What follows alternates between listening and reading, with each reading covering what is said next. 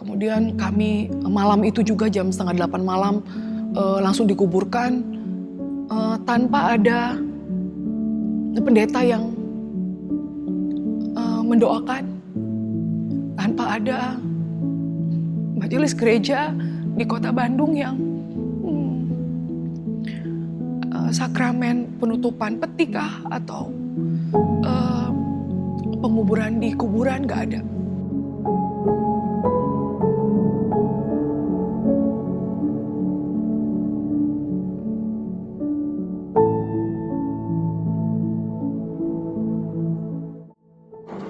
Shalom, selamat malam Bapak Ibu, rekan-rekan semuanya. Perkenalkan, nama saya Floren. Domisili tinggal di Jalan Bambu Hitam, daerah Kelurahan Bambu Apus, masuk dalam wilayah Golgota. Sehari-hari saya bekerja sebagai pegawai negeri sipil di pemerintah Provinsi DKI Jakarta.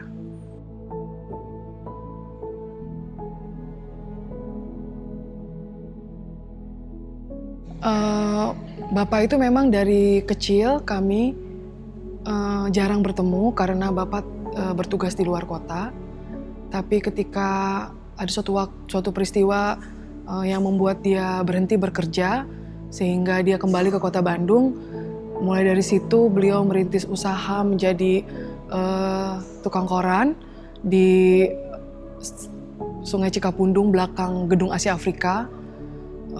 Setiap pagi jam 3:30 beliau sudah berangkat, dan setiap jam 3:30 itu juga kami selalu, sebelum Bapak berangkat itu kami sama-sama berdoa terlebih dahulu. Kami dipaksa untuk bangun walaupun Bapak kami jam 3:30 bangunnya itu karena beliau harus ngambil koran. Yang pertama kali mengenalkan kami berlima untuk menyanyi di gereja itu adalah Bapak. Jadi ketika Bapak berhenti bekerja itu dan memilih untuk kembali tinggal ke kota Bandung, akhirnya kami berlima diajak Bapak untuk membuat vokal group namanya Simbolon Bersaudara.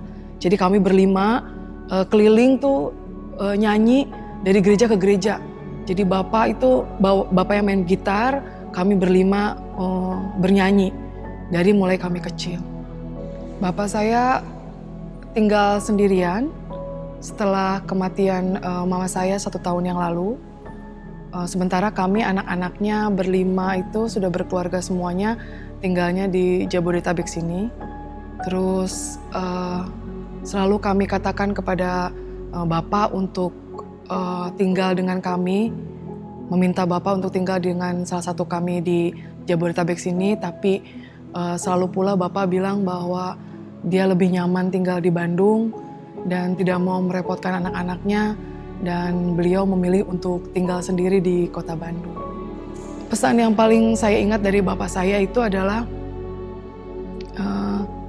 dia nggak mau anak-anaknya seperti dia.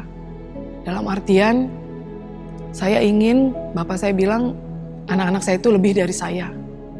Karena Bapak saya profesinya adalah sebagai tukang koran, dia nggak mau anak-anaknya seperti dia jadi tukang koran, harus lebih dari dia. Itu yang pertama. Yang kedua adalah Bapak selalu bilang, kalian berlima, adik kakak harus rukun, saling bantu satu dengan yang lain, tidak boleh berantem sampai nanti kalian berumah tangga. Dan yang ketiga adalah carilah ilmu, walaupun Bapak tidak bisa mencari uang untuk sekolah. Tapi Bapak bilang kalau Bapak harus, misalnya kasarnya, harus jual diri untuk kalian bisa bersekolah, Bapak akan lakukan itu gitu.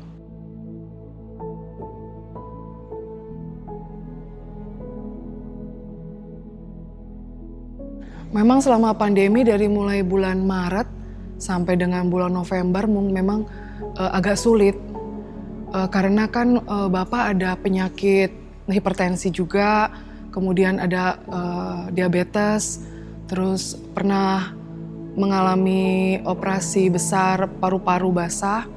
Jadi membuat kami memang dari bulan Maret sampai dengan bulan November tahun 2020 itu memang agak jarang ke Bandung. Apalagi kami kan tinggalnya semua di Jakarta yang notabene zona merah COVID-19 itu membuat kami agak sulit gitu untuk pergi ke kota Bandung. Kalaupun memang kami pergi ke Bandung, pasti kami melakukan PCR terlebih dahulu. Dan kalaupun memang kami bisa kunjung ke kota Bandung, memang kami tidak bisa memeluk atau tidak bisa mencium atau tidak bisa dekat dengan Bapak secara fisik karena beliau memang ada penyakit juga. Jadi memang kami sangat menjaga selama pandemi ini dan memang bisa dihitung 3-4 kali lah bertemu dengan Bapak dari mulai bulan Maret sampai dengan bulan November kemarin.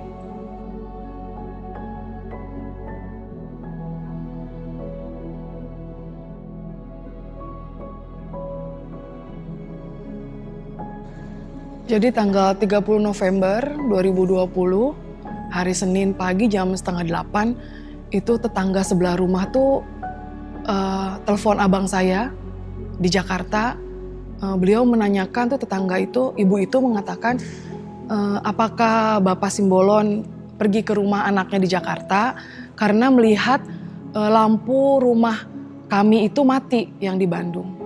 Terus abang saya waktu itu jawab teleponnya, oh enggak Bu, Bapak nggak ke Jakarta gitu.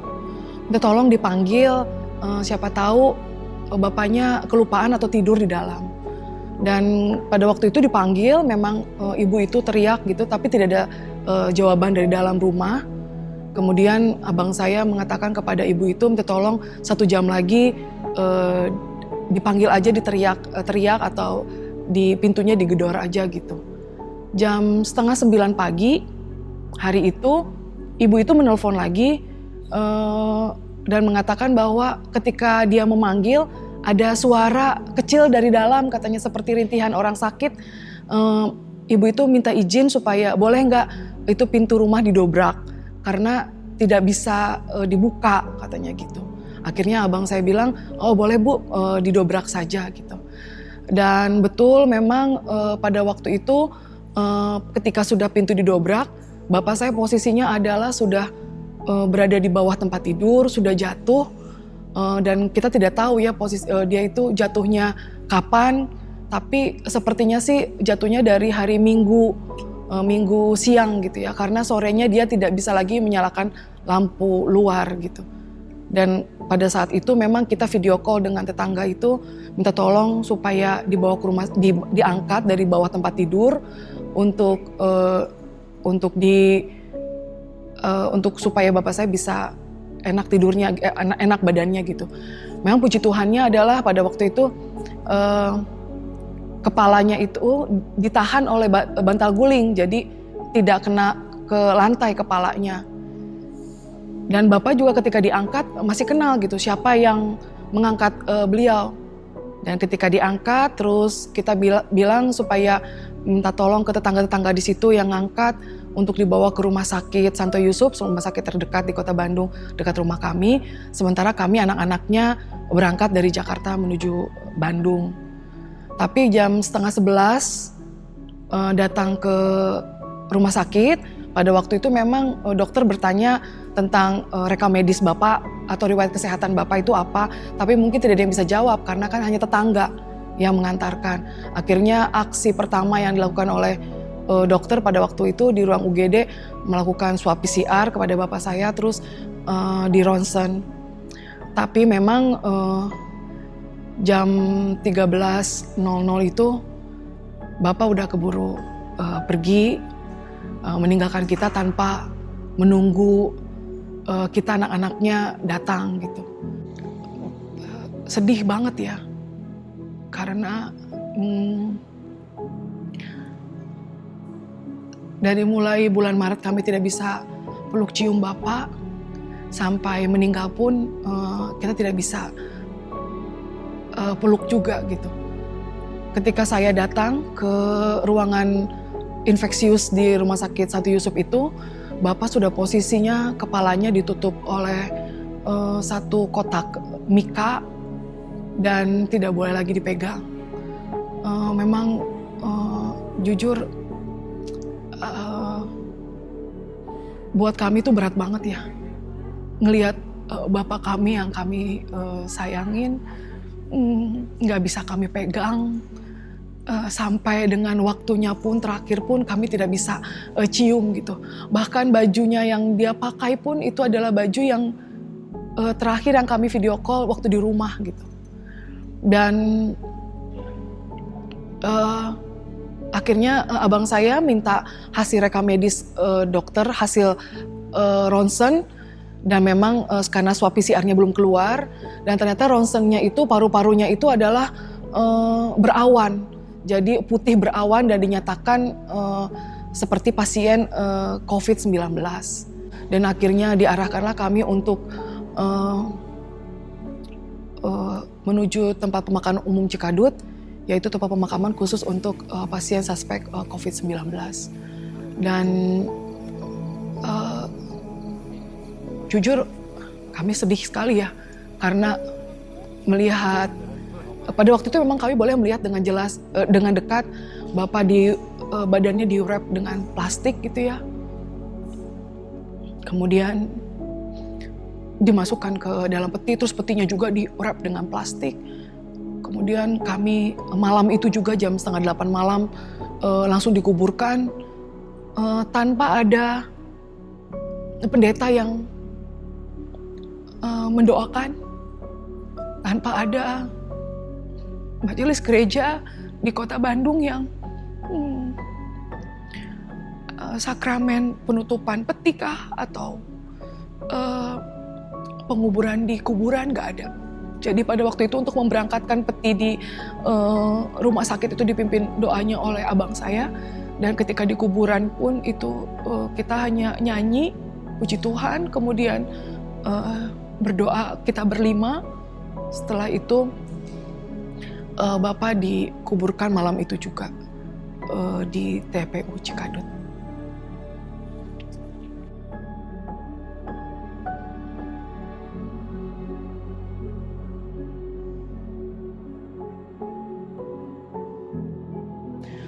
Pemeliharaan dan penyertaan Tuhan bagi kami sekeluarga, terutama bagi Bapak, itu betul-betul kami rasakan dan nyata adanya. Karena Tuhan bisa pakai orang lain, khususnya tetangga kami, dengan hanya melihat lampu luar rumah kami, Tuhan gerakan untuk melihat lampu luar yang tidak menyala. Tapi dengan gerakan Tuhan terhadap tetangga kami untuk memperhatikan lampu itu bisa memberitahu keberadaan Bapak ternyata sudah di bawah tempat tidur, sudah jatuh, sudah mungkin beliau sudah semalaman mungkin ya, ada dari siang atau sore itu mungkin dia sudah berada di bawah tempat tidur. Dia tidak bisa bangun mungkin pada malam itu. Dan kami tidak tahu kalau Tuhan tidak gerakan tetangga kami untuk hanya memperhatikan lampu. Hal kecil, hanya lampu rumah kami yang tidak menyala. Mungkin kami tidak tahu berapa lama lagi Bapak berada di bawah tempat tidur itu. Kami juga tidak tahu mungkin apakah Bapak kami akan meninggal di bawah tempat tidur itu. Tapi itulah di saat titik terendah kami, duka kami yang mendalam tentang kepergian Bapak yang sangat mendadak ini. Tapi di lain sisi Tuhan kasih kita penghiburan. Kami bersyukur kepada Tuhan karena Tuhan baik, tetap baik bagi kami. Selalu ada alasan buat kami untuk kami bersyukur sama Tuhan. Karena Tuhan bisa pakai tetangga kami untuk bisa membuka jalan sehingga Bapak kami bisa dibawa ke rumah sakit.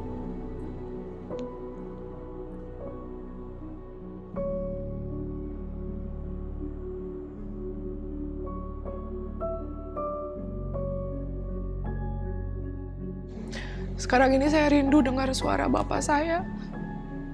Saya rindu lihat mukanya. Sekarang bagi Bapak, Ibu, saudara-saudara semuanya yang masih memiliki orang tua, yang masih hidup, bukan hanya orang tua, keluarga, dimanapun mereka berada selama pandemi ini, yang mungkin kita tidak bisa peluk, tidak bisa cium, tapi masih bisa melihat mukanya. dengan jelas, masih bisa mendengar suaranya.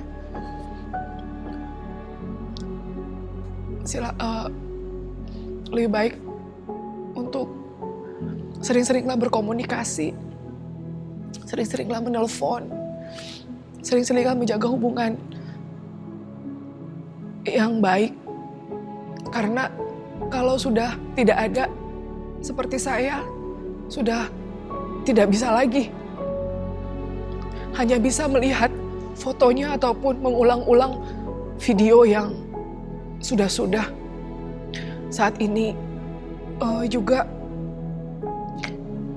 tetap menjaga protokol kesehatan. Karena sebetulnya saya perhatikan, bapak saya ternyata setiap pergi karena beliau tinggal sendiri.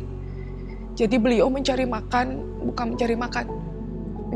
untuk makan sarapan, makan siang, dan makan malamnya dia pergi cari sendiri keluar.